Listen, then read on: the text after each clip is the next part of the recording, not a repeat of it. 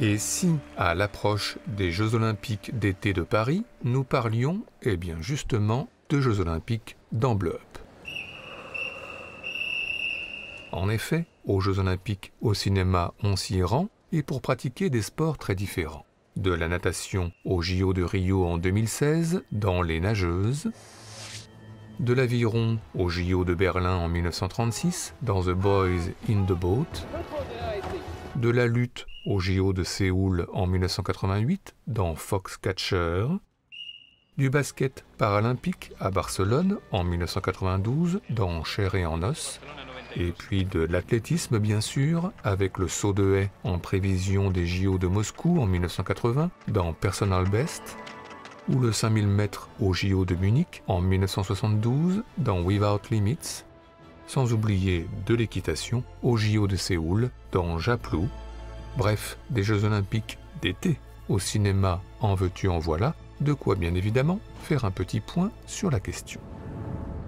Alors pour commencer, il existe de nombreux documentaires officiels sur les JO. Depuis de nombreuses années, le CIO, Comité international olympique, propose à un cinéaste du pays organisateur de réaliser un film retraçant la compétition. Le dernier en date pour les JO de Tokyo en 2020, qui se sont en fait déroulés en 2021, Covid oblige, était par exemple signé Naomi Kawase, mais on peut aussi remonter longtemps en arrière, aux JO de Tokyo en 1964 par exemple, il y a 60 ans, avec ce film Tokyo Olympiade, réalisé par le cinéaste japonais Kon Ishikawa, qui revient sur le parcours de la flamme olympique, le défilé des athlètes et le lâcher de colombes, et puis la compétition proprement dite, et notamment la course, l'attente, la concentration des sportifs au ralenti.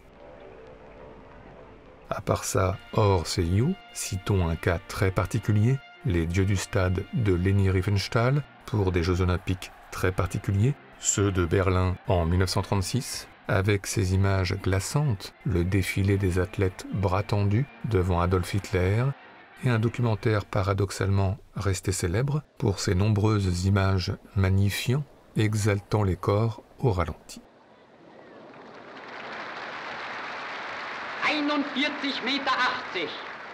Des JO de Berlin que le cinéma a d'ailleurs souvent évoqués, et parfois sous le mode comique, notamment dans L'As des As de Gérard Houry, avec Jean-Paul Belmondo, entraîneur de l'équipe française de boxe, ici poursuivi par la Gestapo, et s'enfuyant en se transformant en porteur de flammes, ou encore ici, avec ces images détournées de la cérémonie d'ouverture, le lâcher de colombes, les coups de canon et la collision des deux.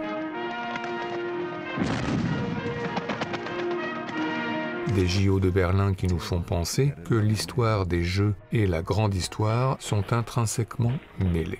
Ainsi ce documentaire, Freedom's Fury, réalisé par Colin Gray et Megan Rooney en 2006, revient sur les JO de Melbourne en 1956 et plus précisément sur un match de water-polo à très haute tension entre l'URSS et la Hongrie, au lendemain de la sanglante répression soviétique de l'insurrection de Budapest, un match de water-polo qui a évidemment dégénéré et que l'on a rétrospectivement surnommé le bain de sang. Sinon, d'autres documentaires sont revenus sur d'autres irruptions de la grande histoire dans les JO, comme ce Salute de Matt Norman, qui revient sur ces célèbres points levés, gants noirs, des athlètes Tommy Smith et John Carlos aux JO de Mexico en 1968 pour protester contre la répression des Noirs aux États-Unis. Enfin, la prise d'otage de 11 athlètes israéliens par le groupe terroriste palestinien Septembre Noir au JO de Munich en 1972 a été là aussi bien sûr évoquée au cinéma, sous forme documentaire notamment par Kevin MacDonald dans Un jour en septembre, avec cette image qui a fait le tour du monde, un terroriste palestinien bas sur le visage au balcon.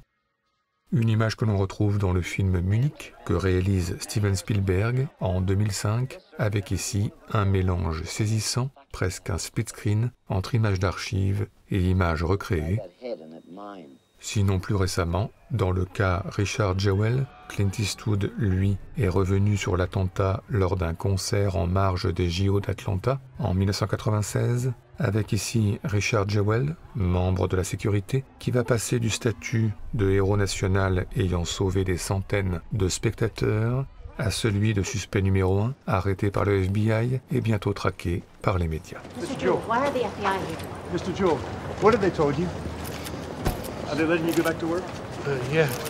Mais à part ça, eh bien le cinéma a aussi évoqué plus spécifiquement le destin de grands athlètes ayant marqué l'histoire des JO. C'est le cas par exemple de ce I Am Bolt, portrait de Usain Bolt, qui revient sur son légendaire 100 mètres aux JO de Pékin en 2008, nouveau record du monde à l'appui. Mais aussi le documentaire Nadia Comaneci, la gymnaste et le dictateur, de Paula Rapaport, qui revient d'un côté sur la performance aux JO de Montréal en 1976 de l'athlète roumaine, 14 ans, au bar asymétrique, couronnée par un 10 parfait, alors inédit. Impeccable. Et puis de l'autre côté, une fois revenu derrière le rideau de fer, la vie sous une dictature, celle de Nicolae Ceausescu. Sunt foarte emoționată, pentru că nicio medalie și niciun titlu din lume nu valorează cât distincția pe care ți-o acordă țara ta. À part ça, quelques fictions ont aussi fait le portrait de vrais athlètes ayant marqué les Jeux, et notamment le cinéma de Bollywood, avec ce Bag Milkha Bag sur l'athlète indien Milkha Singh, surnommé le Sikh volant, ici concourant aux JO de Rome en 1960, ou encore dans le cinéma hollywoodien quelques autres destins d'athlètes hors normes, comme celui de Jim Thorpe dans Le Chevalier du Stade de Michael Curtis, avec Burt Lancaster dans le rôle du champion, star des JO de Stockholm en 1912, mais aussi dans le film Wilma, le portrait de Wilma Rudolph, atteinte à l'enfance de la poliomyélite et portant des chaussures orthopédiques, avant de guérir, et une fois athlète sous les traits de Shirley Finney, de triompher au JO de Rome, devenant par là même une icône noire, symbole de détermination et de résistance. Mais encore, eh bien, si les films autour des Jeux Olympiques exaltent évidemment les valeurs du sport, ils relatent aussi parfois les tricheries et en premier lieu le dopage. C'est le cas de Sur la ligne d'Andrea Sedlakova, avec d'un côté les préparatifs des athlètes tchèques pour les JO de Los Angeles en 1984, et de l'autre, d'autres préparatifs plus illicites, à l'abri des regards. Et puis mentionnons le délirant de l'or au bout de la piste de Joseph Sargent avec un scientifique néo-nazi, Kurt Jürgens, qui crée un être physiquement supérieur, en l'occurrence sa fille, qu'il surnomme Golden Girl et qui s'apprête à écraser ses adversaires au JO de Moscou.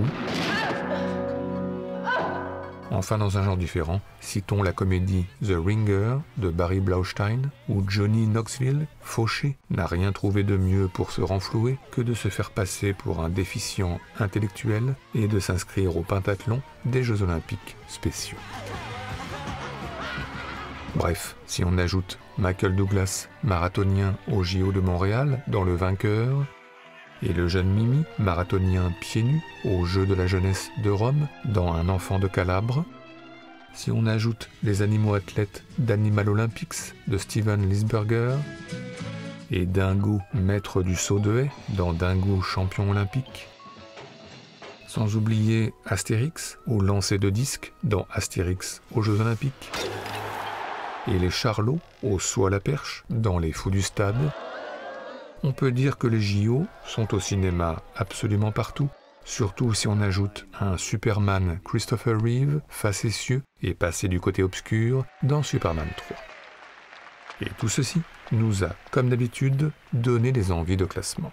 C'est donc parti pour notre traditionnel top 5 subjectif, le dernier de cette 14e saison de Blow Up, celui des meilleures scènes liées de près ou de loin aux Jeux Olympiques au cinéma, en tous les cas pour nous.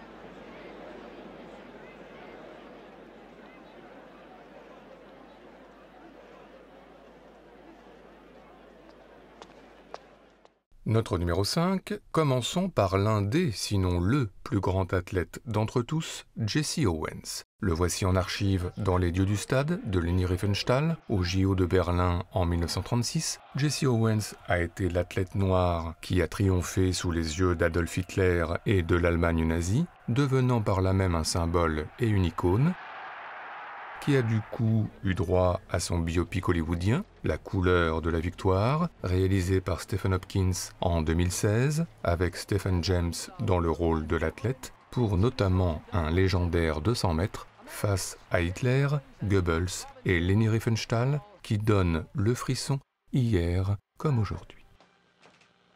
And they're off to a clean start. Owens has gone off, and so has Robinson. Owens is flying around the top bend into the straight. Mac Robinson in second place. Owens and Robinson ahead of the field. Bozendorf is challenging. And it's Owens!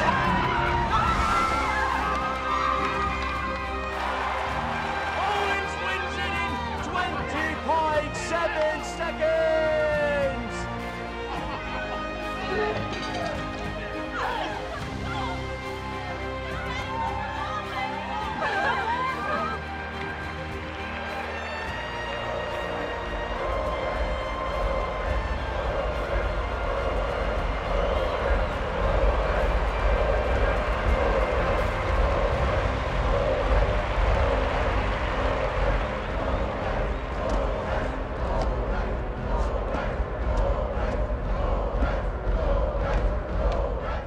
Notre numéro 4, passons au saut à la perche avec l'athlète Renaud Lavillenie. Le Français a battu en 2014 le record du monde détenu par Sergueï Boubka en passant la barre des 6,16 m et en 2016, le cinéaste Cédric Lapiche décide de le suivre dans sa préparation pour les JO de Rio. Le documentaire intitulé « Jusqu'au bout du haut » propose notamment un saisissant contraste. D'un côté le record du monde, le bruit, l'euphorie, la folie médiatique, et l'instant d'après, le silence et la concentration sur le plateau du Puy-de-Dôme pour quelques sauts au ralenti afin de suspendre le temps, le tout sur la musique planante, évidemment, de Radiohead, la chanson « Street Spirit ».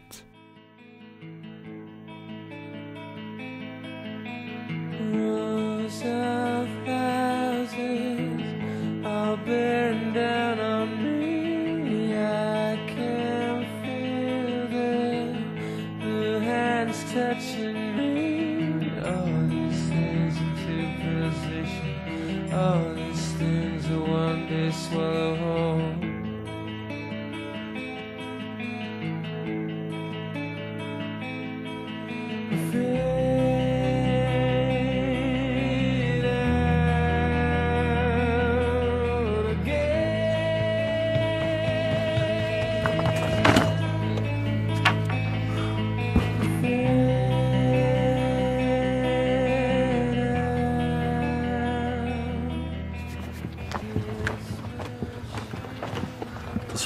Non, je déconne. Notre numéro 3, passons à la fiction avec Nadia Butterfly, un film québécois plutôt méconnu, sorti en 2020 et signé Pascal Plante. Le film se déroule pendant les JO de Tokyo et suit le parcours d'une jeune nageuse, Nadia, en proie au doute et fatiguée par la pression de la compétition, l'athlète prenant finalement les chemins de traverse et plongeant corps et âme dans la vie nocturne de la ville. Un dilemme parfaitement résumé dans cette scène de compétition saisissante, et notamment au niveau sonore, entre bruit et silence, inspiration et expiration, intériorité et extériorité.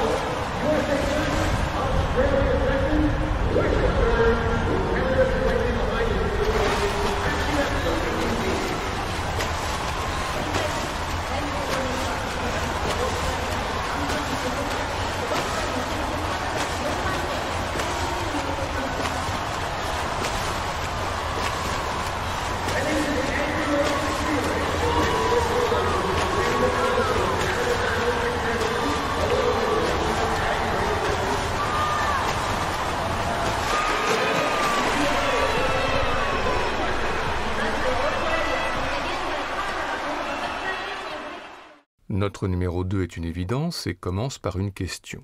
Pourquoi, lorsque l'on songe au JO au cinéma, avons-nous la musique de Vangelis dans la tête?